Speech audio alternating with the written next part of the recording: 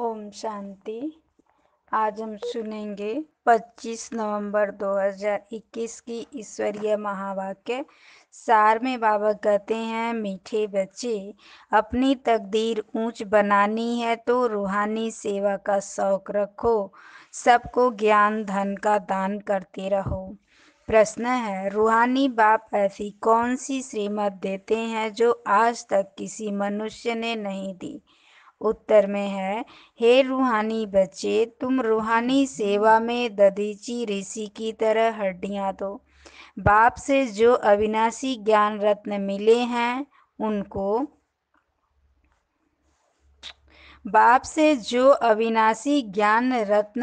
हैं उनका दान करो। यही है सच्ची सेवा। ऐसी सेवा करने की मत कोई भी मनुष्य दे नहीं सकता।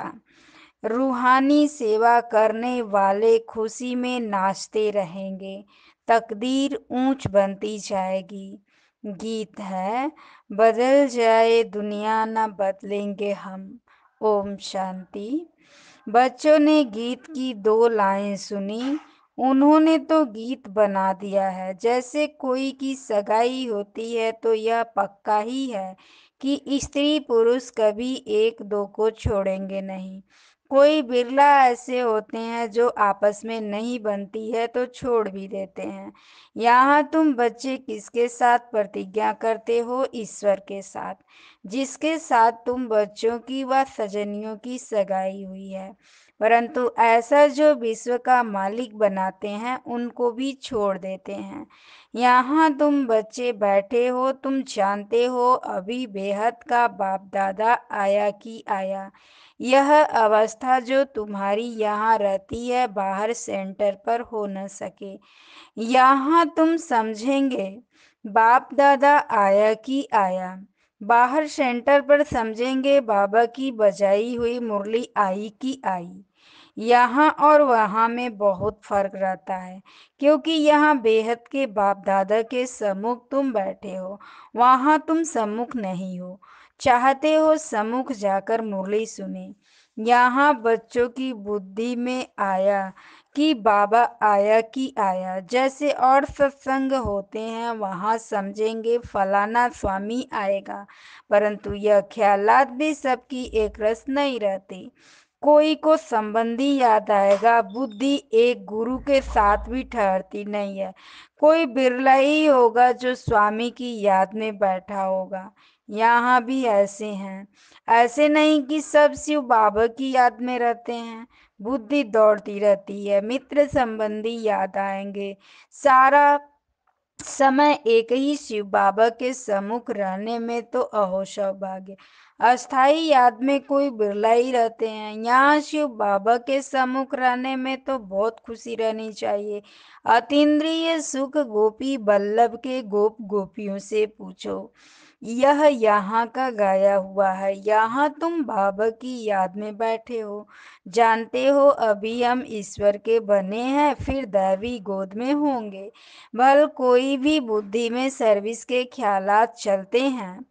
इस चित्र में यह करेक्शन करें, यह लिखें। परंतु अच्छे बच्चे होंगे तो समझेंगे कि अभी तो बाप से ही सुनना है और नहीं देंगे। बाप ज्ञान रत्नों से झोली भरने आए हैं तो बाप से ही बुद्धि योग लगाना है। नंबरवार धारणा करने वाले तो होते ही हैं। कोई अच्छी रीति धारण करते हैं, कोई कम धारण करते हैं।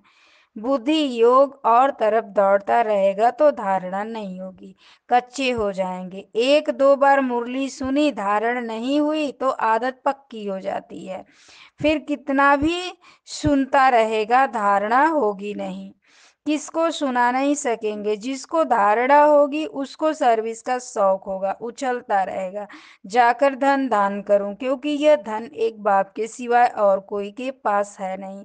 बाप यह भी जानते हैं सबको धारणा हो न सके, सब एक रस ऊंच पद पा नहीं सकते, इसलिए बुद्धि और तरफ भटकती रहती है। भविष्य तकदीर इतनी ऊंच बन नहीं सकती। फिर कोई स्थूल सर्विस में अपनी हड्डी देते हैं। सबको राजी करते हैं, जैसे भोजन पकाते हैं, खिलाते हैं, यह भी सब्जेक्ट है ना। सर्विस का जिनको शौक होगा वह मुख से कहने बिना रहेंगे नहीं। फिर बाबा देखते भी हैं कि कहाँ दे, अभिमान तो नहीं है। बड़े का रिगार्ड रखते हैं व नहीं, बड़े महारथियों का रिगार्ड तो रखना होता है। हाँ, कोई छोटा भी होशियार हो जाता है तो हो सकता है बड़े को उनका रिगार्ड रखना पड़े, क्योंकि बुद्धि उनकी गलत कर लेती है। सर्विस का शौक देख बाप तो खुश होगा ना। यह अच्छी सर्विस करेंगे, सारा दिन प्रदर्शनी समझाने की भी प्रैक्टिस करनी चाहिए। प्रजा भी तो ढेर बननी है, लाखों प्रजा चाहिए, और तो कोई उपाय है नहीं। सूर्यवंशी, चंद्रवंशी, राजा रानी, प्रजा सब यहाँ बनने हैं। कितनी सर्विस करनी चाहिए, बच्चों की बुद्धि में है। अभी हम ब्राह्मण बने हैं, घर गृहस्थ में रहने से हर एक की अवस्था अपनी रहती है ना। घर बार तो छोड़ना नहीं है।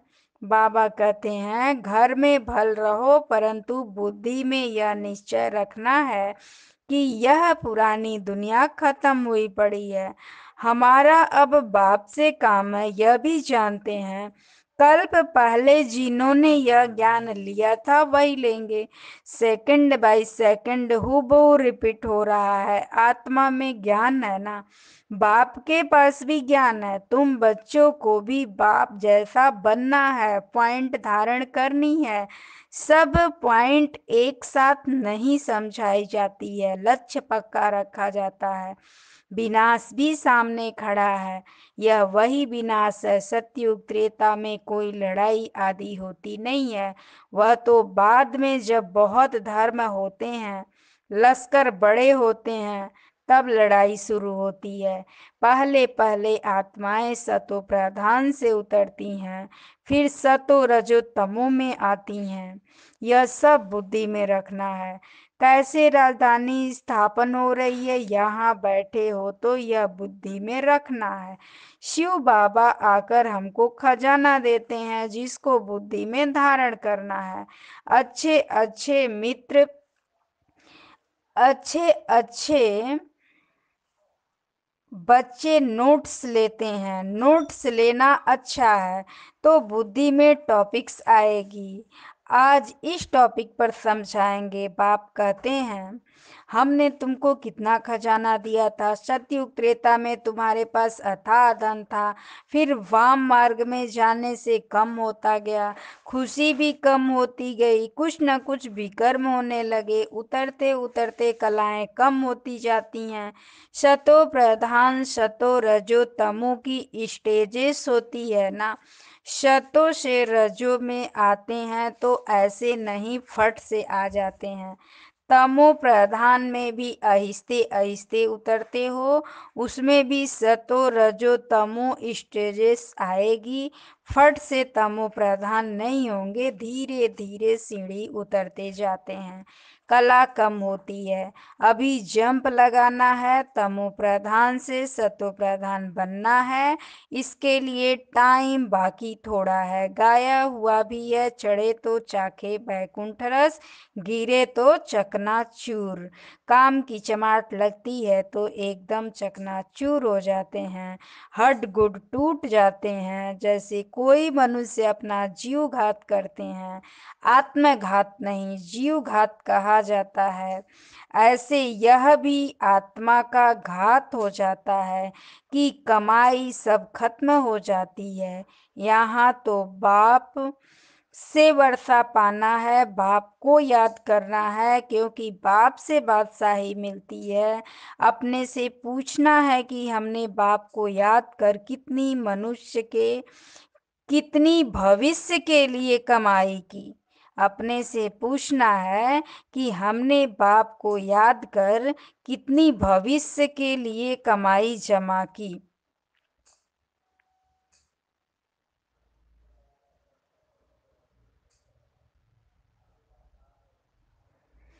कितने अंधों की लाठी बने। घर घर में पैगाम देना है कि यह पुरानी दुनिया बदल रही है। बाप नई दुनिया के लिए राजयोग सिखा रहे हैं। सीढ़ी में दिखाया है, यह बनाने में मेहनत लगती है। सारा दिन ख्यालात चलता रहता है कि ऐसा सहज बनावे जो कोई समझ जाए। सारी दुनिया सारी दुनिया तो नहीं आएगी, देवी देवता धर्म वाले ही आएंगे। तुम्हारी सर्विस तो बहुत चलनी है। तुम जानते हो हमारा क्लास कब तक चलेगा?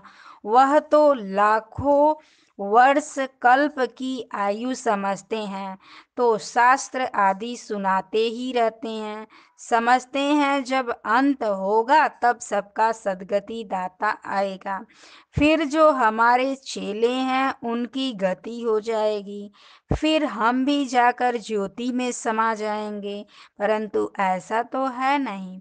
तुम जानते हो हम अमर बाप द्वारा सच्ची सच्ची अमर कथा सुन रहे हैं, तो अमर बाबा जो कहते हैं वह मानना भी चाहिए। सिर्फ कहते हैं मुझे याद करो और पवित्र बनो, नहीं तो बहुत सजाएं खानी पड़ेगी, पद भी कम मिलेगा। सर्विस में मेहनत करनी है, जैसे दधीची ऋषि का मिसाल है। हड्डियां भी सर्विस में दे दी। अपने शरीर का भी ख्याल नहीं करके सर्विस में रहना है। इसको कहा जाता है हड्डी सर्विस, और दूसरा है रूहानी हड्डी सर्विस। रूहानी सर्विस वाले रूहानी नॉलेज ही सुनाते रहेंगे, ज्ञान धन दान करते खुशी में नाचते रहेंगे। दुनिया में जो मनुष्य सर्विस करते हैं वह है जिस्मानी। शास्त्र बैठ सुनाते हैं, वह कोई रूहानी सर्विस नहीं है। रूहानी सर्विस सिर्फ बाप ही सिखलाते हैं। स्पिरिचुअल बाप ही आकर स्पिरिचुअल बच्चों को पढ़ाते हैं। तुम अब तैयारी कर रहे हो सतयुग नई दुनिया में जाने के लिए। वहां तुमसे कोई भी कर्म नहीं होगा, वह है राम राज्य। वहां होते ही हैं थोड़े, वह थोड़े मनुष्य आकर पढ़ेंगे। अभी तो रावण राज्य में सब दुखी है ना। यह सारी नॉलेज तुम्हारी बुद्धि में है, नंबर वार पुरुषार्थ अनुसार। इस सीढ़ी के चित्र में ही सारा नॉलेज आ जाता है। यह चित्र बनाने के लिए मशीनरी चाहिए। उस गवर्नमेंट की रोज अखबारें कितनी छपती हैं, कितनी कारोबार चलती हैं, यहाँ तो सब हाथ से बनाना पड़ता है। बाप कहते हैं यह अंतिम जन्म पवित्र बनो तो पवित्र दुनिया के मालिक बनोगे। यह नॉलेज कोई के पास नहीं है। कहेंगे इस सीढ़ी में और धर्मों का समाचार कहाँ है? वह भी इस गोले में लगा हुआ है। वह नई दुनिया में तो आते ही नहीं है, उन्हों को शांति मिलती है। भारतवासी ही स्वर्ग में थे ना, भारत में ही बाप राजयोग सिखलाते जाते हैं। इसलिए भारत का प्राचीन राजयोग सब पसंद करते हैं। इस चित्र में वह खुद ही समझ जाएंगे, बरोबर नई दुनिया में सिर्फ भारत ही था। अपने धर्म को भी समझ जाएंगे, जैसे क्राइस्ट आया धर्म स्थापन करने। इस समय वह भी बेगर रूप में है, सभी तमो प्रधान है। यह रचता और रचना की कितनी बड़ी नॉलेज है। तुम कह सकते हो कि हमको किसी के पैसे की दरकार नहीं है, पैसा हम क्या करेंगे। तुम यह सुनो और दूसरों को सुनाने के लिए यह चित्र आदि छपाओ। इन चित्रों से काम लेना है, हाल बनाओ जहां यह नॉलेज सुनाई जाए। बाकी हम पैसा लेकर क्या करेंगे? तुम्हारे ही घर का कल्याण होना है। तुम सिर्फ प्रबंध करो, बहुत आकर सुनेंगे। रचना और रचता की नॉलेज तो बड़ी अच्छी है, यह तो मनुष्यों को ही समझनी है। विलायत वाले यह नॉलेज सुनकर बहुत पसंद करेंगे, बहुत खुश होंगे, समझेंगे हम भी बाप के साथ योग लगाएंगे तो विकर्म विनाश हो जाएंगे। सबको बाप का परिचय देना है, समझेंगे यह नॉलेज गॉड फादर के सिवाय कोई दे न सके। कहते हैं खुदा ने बहिष्ठ स्थापन किया, परंतु वह कैसे आते हैं यह किसको पता नहीं। तुम्हारी बातें सुनकर बहुत खुश होंगे, फिर पुरुषार्थ कर योग सीखेंगे, तमो प्रधान से सतो प्रधान बनने के लिए भी पुरुषार्थ करेंगे। सर्विस के लिए तो बहुत ख्याल करना चाहिए। भारत में हुनर दिखाएं तब बाहर भेजेंगे। यह मनुष्य जानेंगे नई दुनिया बनने में कोई देरी थोड़े ही लगती है। कहाँ भी अर्थक्वेक आदि होती है तो 2-3 वर्ष में एकदम नए मकान बन जाते हैं। जितना बहुत कारीगर होंगे उतना जल्दी मकान बनेंगे।